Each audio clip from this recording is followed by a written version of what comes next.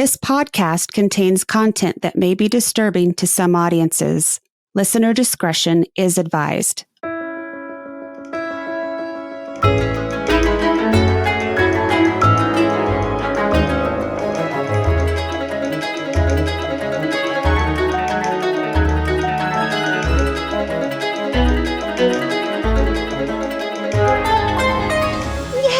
Thank you for coming Yay. on. Both Melissa and I'm just jumping right into the deep end, and I'm sorry about that. But both Melissa and I had kids very young. I was barely 21, like by the skin of my teeth, 21, when I had my oldest daughter.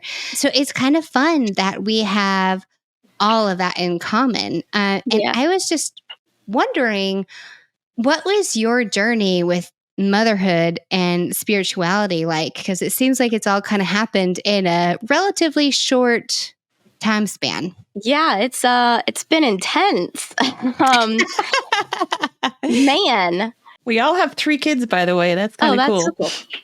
Yeah. Well, with my oldest, like almost as soon as I got pregnant with him, it was like a light switch just turned off. And every ability, every connection to spirit that I had ever had was just like gone.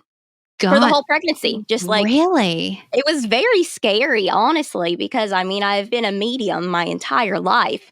And so this pregnancy kicked in, and then all of a sudden everything was quiet. Being cut off. Yeah. What's going on? Where are you going? Like, I don't know where I'm going if I can't hear from you. It was very scary. But with my next pregnancy, which was very, very soon afterwards, way too soon afterwards, it came back like more intense than ever. And it's funny, my eldest is really not spiritually inclined at all. He's very logical. Just everything needs to be by the book. He's only 6 and he's not sure he believes in Santa Claus. Like, he's like, oh no. Wow. Sounds like my oldest son. But with my middle, he is incredibly in tune, incredibly gifted. And I'm not sure what that was, but it turned off with my oldest and he has nothing, and it cranked way up with the next, and he is very, very gifted. Yeah, that's so interesting. The differences there. I think it was yesterday, actually. My son, who's my middle child, came into my room, and he's on his own little spiritual journey. And that's like, it's something that I didn't have growing up. I wasn't allowed the freedom to like explore my beliefs. So I'm trying really hard to let my kids have that. And, but my son came in my room yesterday and he was like, "Mom, I don't think I believe in ghosts." And I was like, "Well, you know what? That is fine. I don't know what to say about that, but that's fine." So yeah, it's interesting that our kids don't automatically inherit our beliefs or our abilities. Not at all. It would be boring if we were all the same anyway, right? True. Yeah. It would be boring. So you talked about being a medium your whole life. Can you kind of share with us how it all started for you and when you noticed it, and how did your parents take it? My parents noticed like very quickly. They were teenagers when they had me. So their go-to was to join the military, because it was either military or coal mines. So I was like, well, let's move. That's Kentucky. Yeah, that's it. What you're going to get. So in the very first house that we moved into, when I was only like 1.5, I started talking about the blue man who was outside. And they're like, okay, whatever. Like, kids have imaginary friends. Well, each time I talked about him, like, he started off beyond the fence, and then he was in the backyard, and then he was at the back door, and then he was eating dinner with us. And then finally, I woke up screaming one night that he was in my closet and he was going to get me. He wanted to take me with him. It should be noted that the Air Force dress uniform is blue. And that's all I knew is he's blue man. That's blue man. So it started there. It started very quickly, and it just never stopped. And being Appalachian kids, that ghosts are kind of a normal part of life. You don't talk about it. Right. But it's something very, very, believed in. So they were just like, well, our kid sees ghosts. is what it is. Yeah, that's interesting. The open belief, but also not talking about Yes. it. Like, It's taboo. Everybody believes it, but it's taboo. so you're kind of bucking tradition by openly talking about it then. Yeah. It's funny. There's a lot of Appalachian creators on TikTok who are in the paranormal field. And it's like, I don't know. We just all decided, well, We're all tired of keeping quiet. let's share it with the world now. It's no more secret. Well, I've seen a lot of videos about, being in Appalachia, and if you hear something in the woods, no, you didn't. And, that type of video, and it's all kind of the same format. But I found you for the first time because you were talking about the boogers. And as soon as you started talking, you were telling the story. I was like, this sounds like the Kentucky Goblins. And then you went on, and eventually you said that. And I was like, it is the Kentucky Goblins. Yeah, tell us about the Kentucky Goblins. See, I didn't even learn about the Kentucky Goblins until I was an adult. So I had no frame of reference other than that's a booger. Because that's what the old timers called anything, any monsters in the hills. Well, those are the boogers. Just the boogers are going to get you. I think I was about 8 years old the first time I saw one. Oh. It looks like a goblin. It looks kind of like an alien, honestly. There's a theory out there that maybe there are alien life forms living in cave systems. There's a mess of old coal mines and tunnels and caves. I mean, in all of the hills, but behind my mammal's house as well. Right. I woke up one night and I felt like I was being watched, which is a normal feeling when you grow up seeing ghosts. Right. And so I, just zoned in on it. And there is this thing, this monster little goblin-y thing up in the hill just staring down at me. Just like, what do you do? I froze for a little bit before I freaked out, and it ran and the dogs went crazy, but it came back multiple times over multiple years, like over the summers. And I was not the only one to see them. My little sister had seen them. I found out that my papaw and his brother had seen them in a different mine when they were miners. Something almost exactly the same. After I shared my story, I've had distant cousins contact me and be like, I know exactly what you're talking about. They go to the river. They go to the river. I was like, oh wow. God, okay. So there's goblins living in the hills. I don't know. You did a pre-interview with our producer, and we got to watch that. So I heard you explain that they just feel different, which is one of the things that I say a lot when I'm encountering something that's non-human. I'm like, I don't know what to tell you, but it is not human. It doesn't feel the same.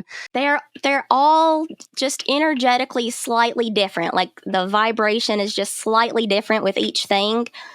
But I really do believe that there's some kind of interdimensional, multidimensional, multiverse thing going on there where they can cross into here and out of here and at will, where we have not figured that out yet. Well, most of us have not figured that out yet.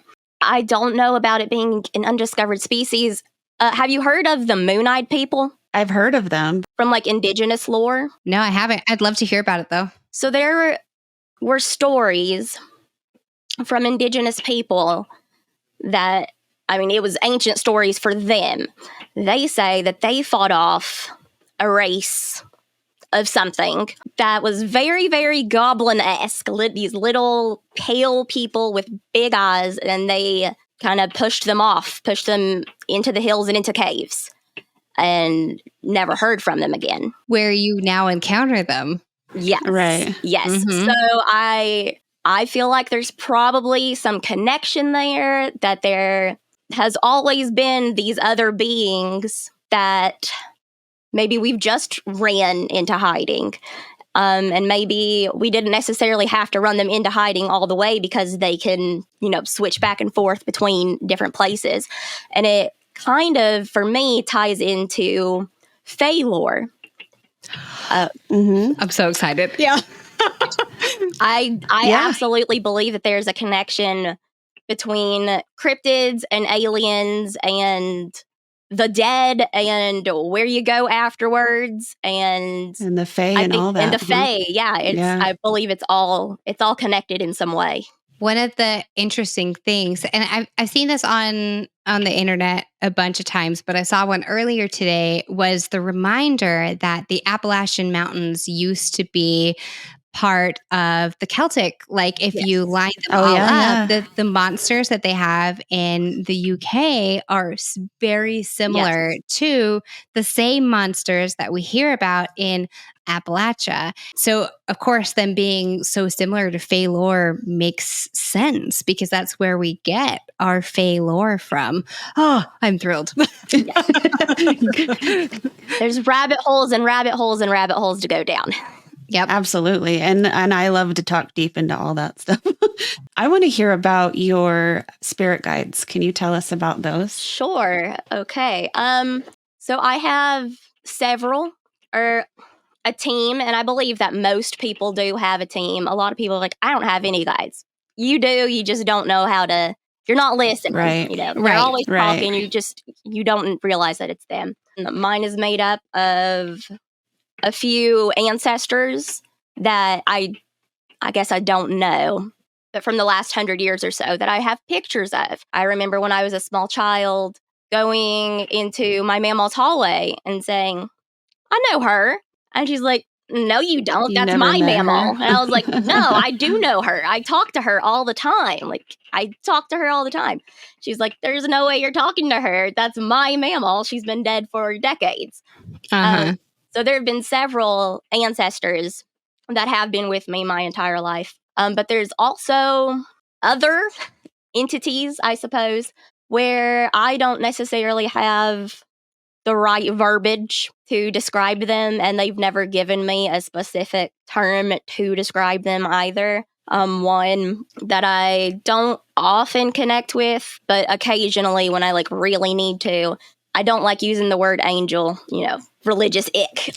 Sure. Right. Same. Yeah. But if you were to describe an angel or something angelic or just at a higher, that's what that's what it would be. And then there are the other things. There are the couple of other things that the only few times they have presented themselves to me, they have looked straight up like the Greys, the gray aliens. And I don't know what to do with that still. Yep. But that's that. It sounds crazy, but that... Not to us, it doesn't. Not to us. I was going to say, Melissa and I have been working together for a while, and we've encountered some alien stuff before. And every time I'm like, listen, I can talk to you, but I don't know if I necessarily want to. So why do you think that people are so scared of beings from other planets, as opposed to a ghost?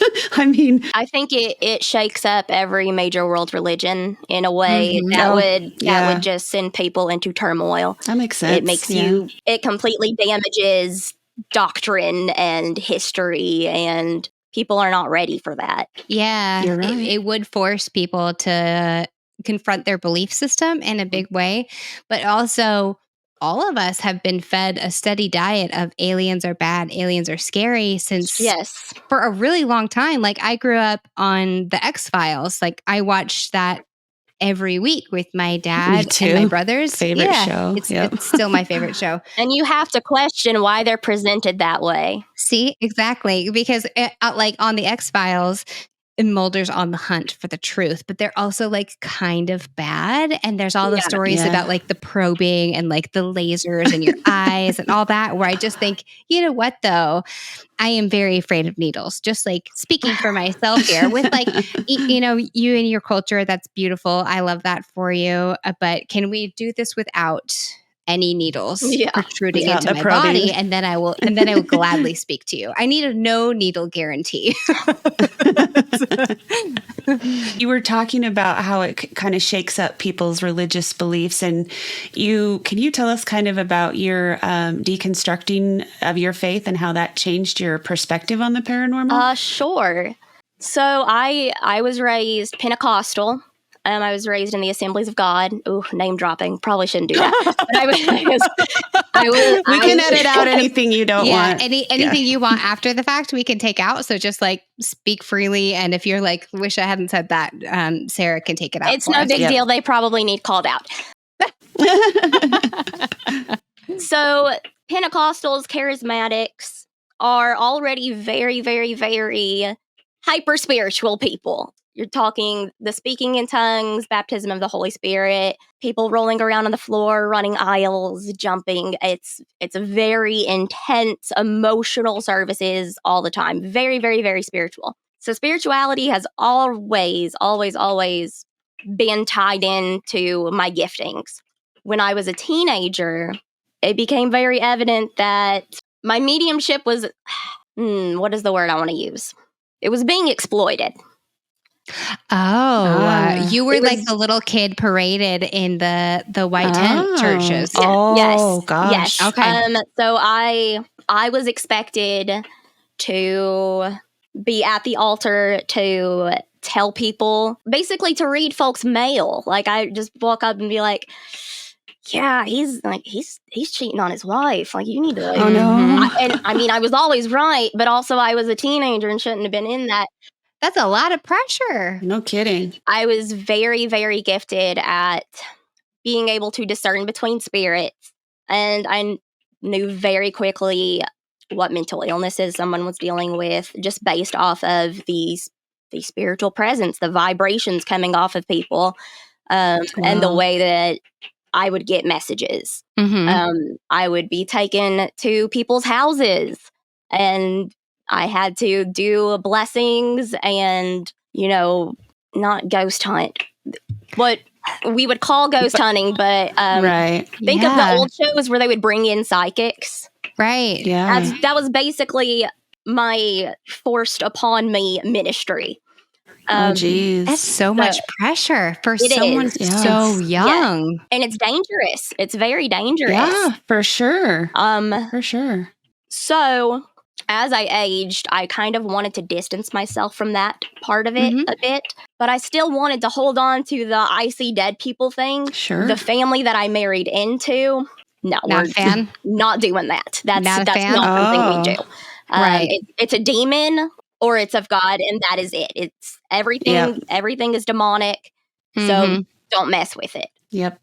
How do you just turn off? You really can't, especially once you know how to use it. I went most of my life knowing something was going on, but like unable, like we just didn't talk about it. I didn't have any frame of reference. Once I had awareness, you really can't switch off. Like once you know what you're talking to and once you know what you're dealing with, I tried for a while. I tried. I was like, I don't think this is for me. I'm just gonna no, thank you. Block it out. It just doesn't work like that. Very hard to do that by choice. Yeah, it is. So I can't imagine being so young. I know from the religion that I was raised in that you do what your elders just do what tell you're you told. to do. Yeah. You do what you're told. Yep. You're expected to obey. And if you are not obeying, then you are the problem.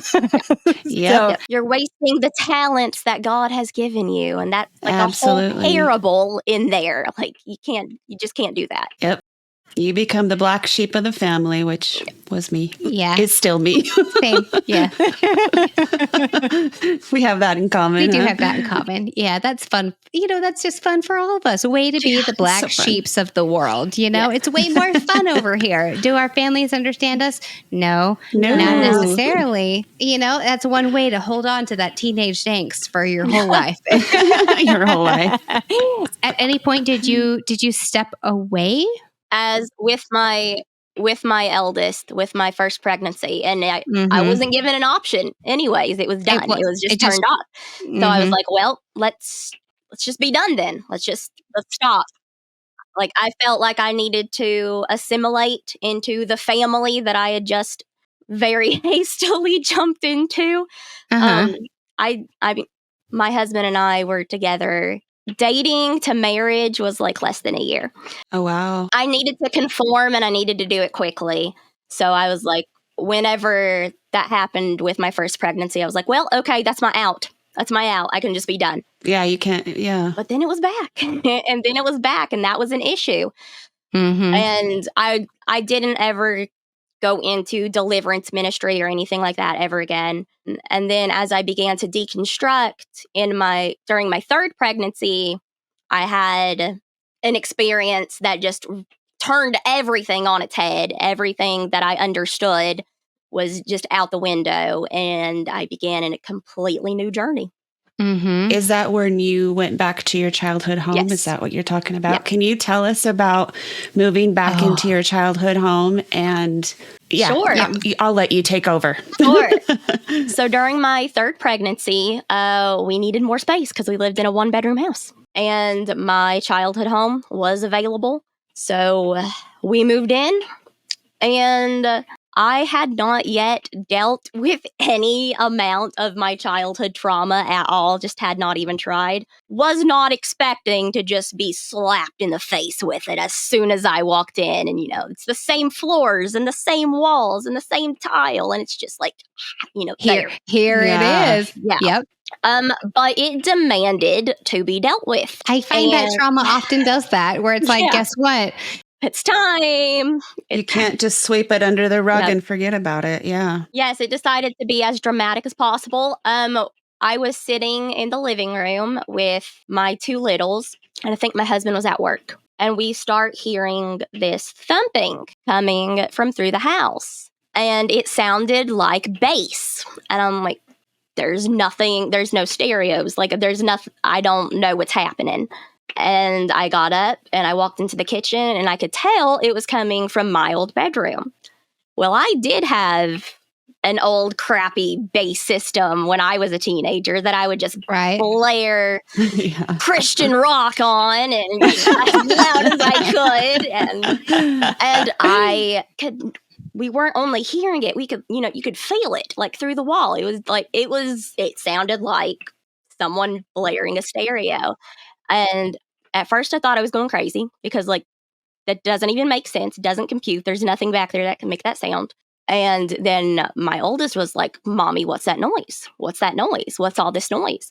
And I'm your oldest, that's the child that your ability is pretty much dried up from. So, during that pregnancy. So the fact that he felt it is significant. That's why I was like, okay, so something is literally happening in here. Like, I need to go find out who is in my house. So I go to my bedroom door, and I am starting to panic.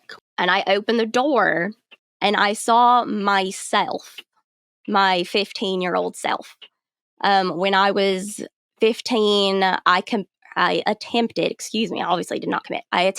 suicide in my bedroom. And when I opened the door, I don't know how to describe it other than that was my ghost. That's crazy. From that moment was right there. It was playing out in front of me.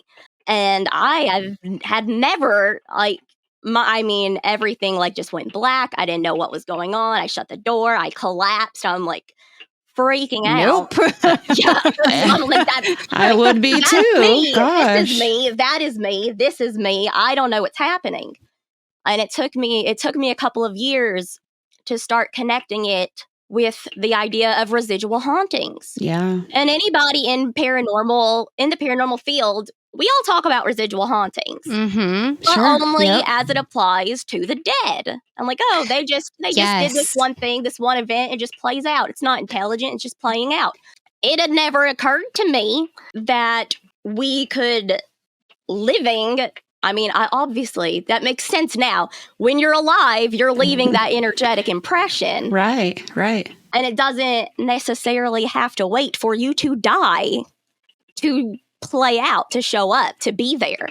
So, I saw my own ghost. The energy from that traumatic event sticks around whether you're living or dead. And I'd never really thought of that either till I heard your story. And I'm like, well, it makes sense. This is something that I actually have thought a lot about. And it's based on my own experiences and the ghosts that I've interacted with, where some of them are able to tell me about the whole span of their lives. They could tell me about their childhood. They could tell me about the moment in question, and they could tell me about what happened after.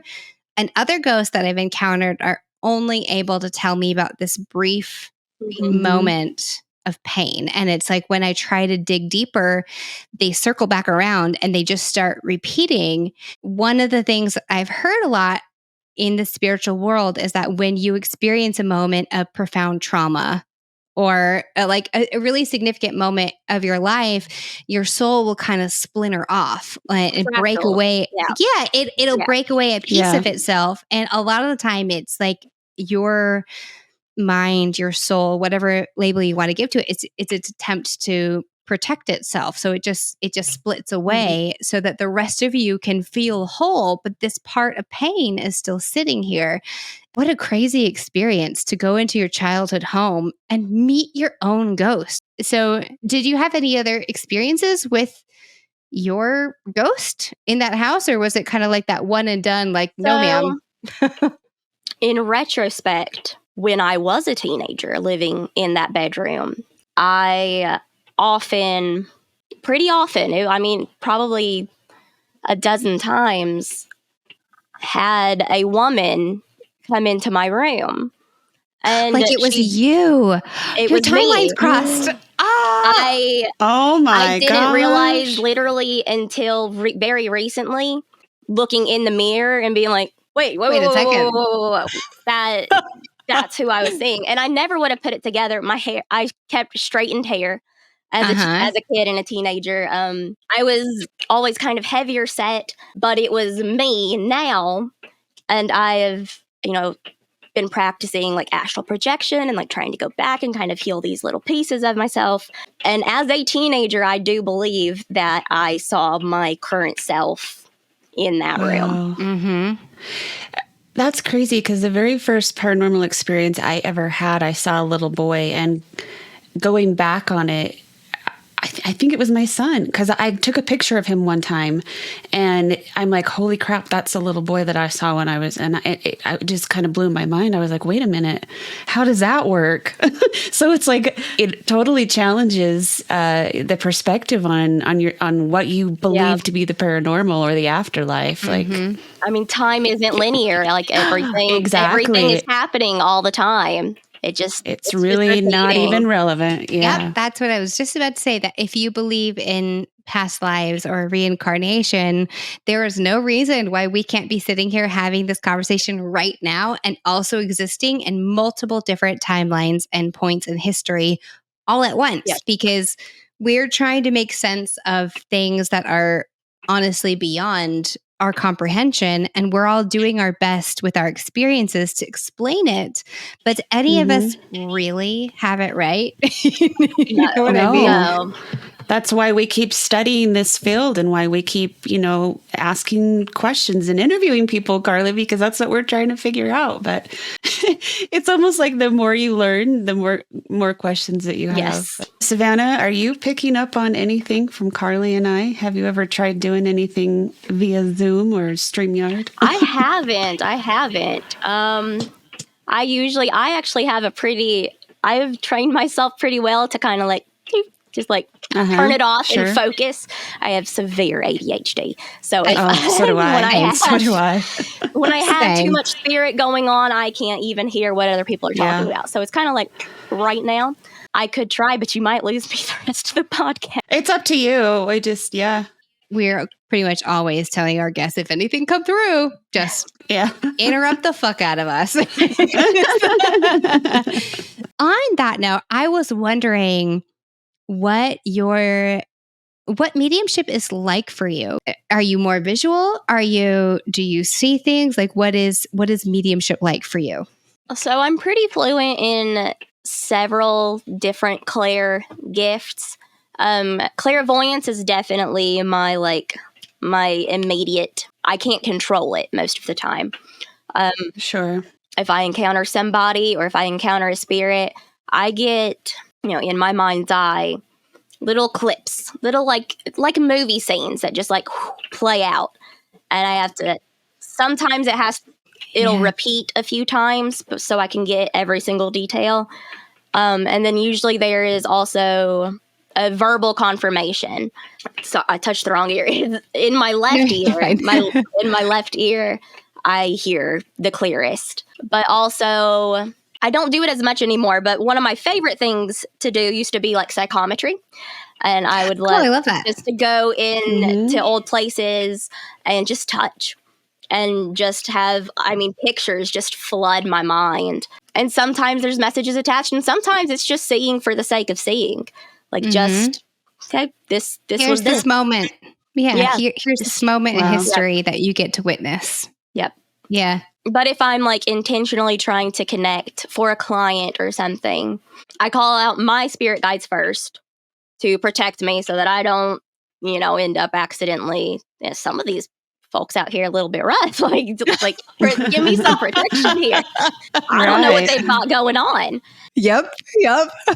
And if their guides choose to do so, and most of the times they will, connect with mine, mine will like kind of, it's almost like I've got a bit of a filter just because I've learned to protect myself so hard because what I worked with as a teenager was so dark and so heavy all the time. I've learned to like filter the hell out of everything that I receive. Sure. I think a lot of us do that as we get older. Yeah. Most commonly, whoever I'm communicating with, they'll give me clips. They'll give me little movie reels, and it's up to me to interpret that to the best of my ability with whatever other tools that I'm using. Right. But that's my main gifting. I love that though.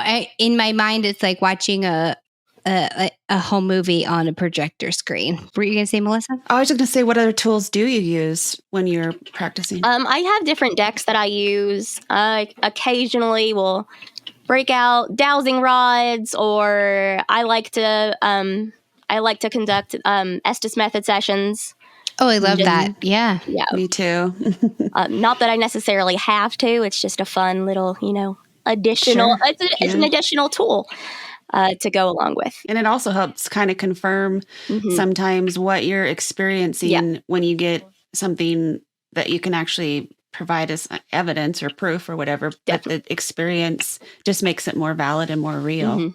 One of the reasons I was so excited to have you on, because you do have a unique perspective and a unique way of storytelling. You kept coming across my feed and you started giving these amazing kitchen witch tips where I love those. And recently, and I'm sorry, I don't know exactly when, but like recently to me is within the last few weeks, but you did an apple butter in your Instapot. And I saw that. I loved that video because I know I'm kind of changing topics here, but I feel like the most effective form of witchcraft is when you make the magic your own. So like what works for me might not work for you. And I really feel like you are blending old tradition and modern technology in this like really kind of beautiful and unique way that I'm sure you've had people be like, oh, God, what are you doing? You're messing with tradition.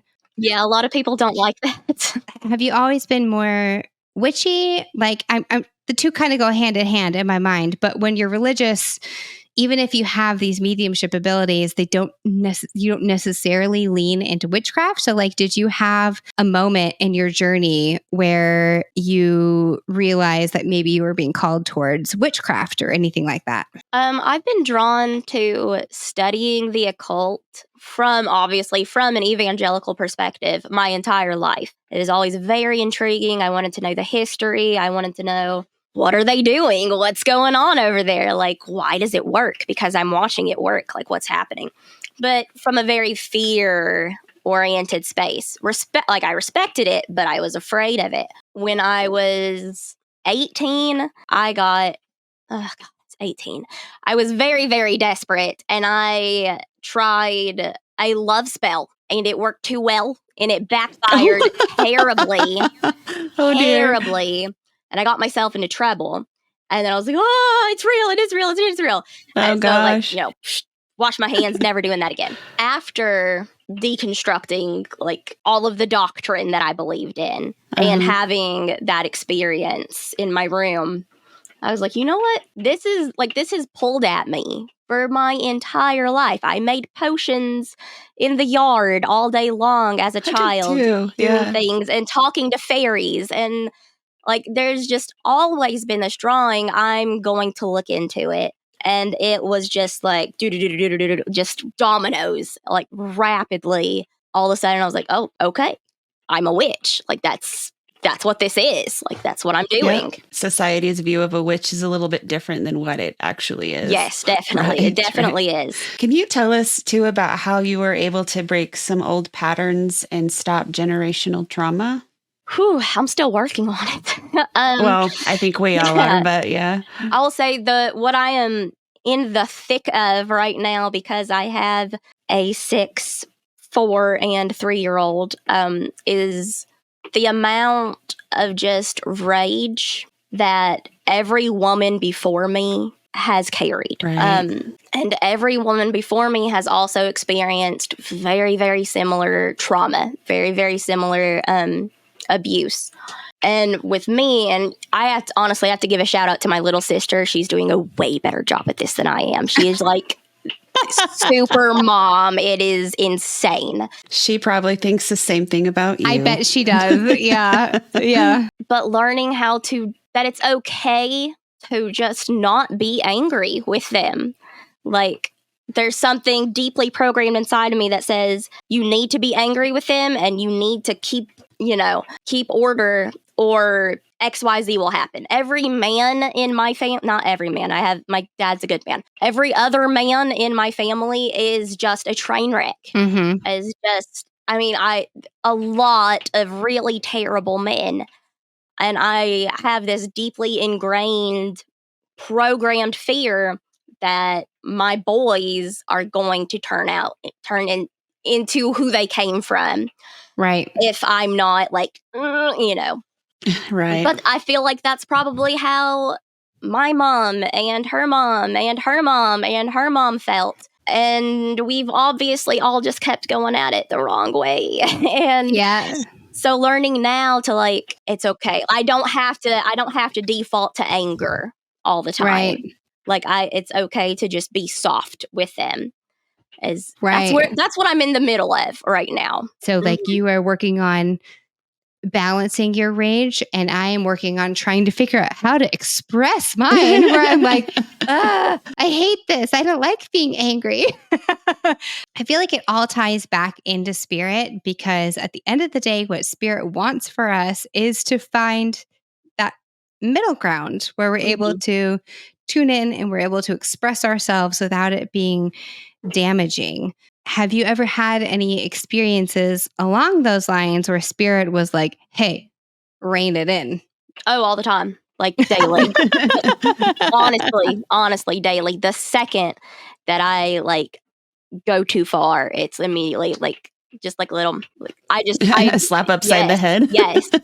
I was just going to say the important thing is that we are all trying to do better as this generation to make things better for our kids and to kind of move past some of the trauma that we did. And I think that's all you can ask of people, is to just do your best at recognizing what's wrong and moving on. Yeah. Yeah. Healing what you can. So other than the boogers, the Kentucky goblins, do you have any other paranormal experiences that really stick out to you? One thing that will still probably always make my stomach turn when I think about it. How old was I? I was a teenager, I guess. I don't know. They all blur together at some point.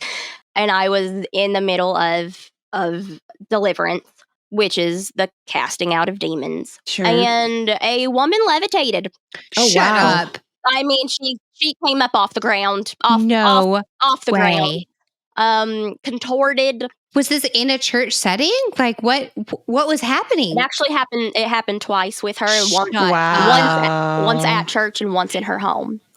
No. We're talking about exorcist stuff here. Yeah, that's what I was involved in. Holy and moly. That's one that will always, I'm like, I don't know what was going on, but something was going on, because that. Oh, wow. Was this in a church setting where she was, like, brought in front of the congregation? I'm imagining like a white tent scenario, you know? It was actually, weirdly, it was during vacation Bible school, like in a random, wow. like, she was off somewhere else. She was off somewhere else, and all of a sudden was, like, having fits. and they called me in there, and They called you, so that they singled you out to deal with her. How old were you at that point? 18 maybe. Oh my God. What was that? That would have been scary. It would have been scary. Honestly, I was annoyed more than anything. Like I have a class of 5-year-olds over here that I'm trying to wrangle. dear. I don't want to do whatever this is right now. I don't want to deal with a levitating woman right now. No, thank you. Can you deal with her levitating by yourselves, please? Jeez.